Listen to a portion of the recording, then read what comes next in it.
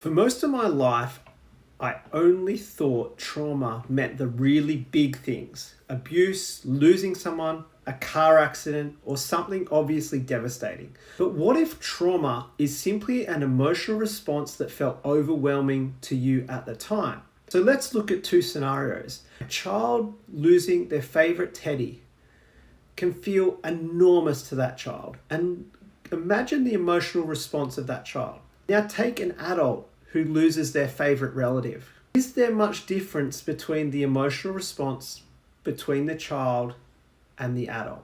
Now, we only believe the child is overreacting because we know that the teddy can be replaced. But to that child, that is the biggest thing in their world. Same as the adult. The emotions are so similar. The adult who loses a relative, why is that considered a trauma any different to the child who loses a teddy? Is it making sense now that maybe trauma is just an emotional experience that we go through? And sometimes there are more intense experiences than others.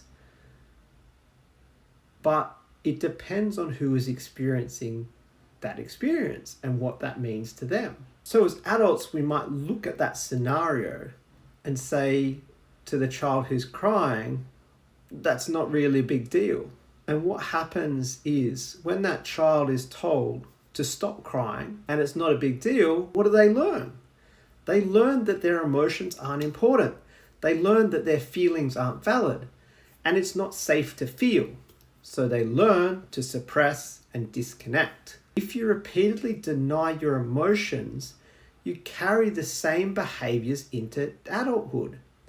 And you might say, well, I don't have any big trauma, while feeling so stuck and disconnected. But what if the issue isn't that you don't take your trauma seriously and acknowledge it because it's not big enough? So ask yourself, what emotions did you learn were too dramatic or not important? And then ask, where do I still believe I'm not important? Or that what I feel doesn't matter? That may be the doorway into something that you've been denying for years.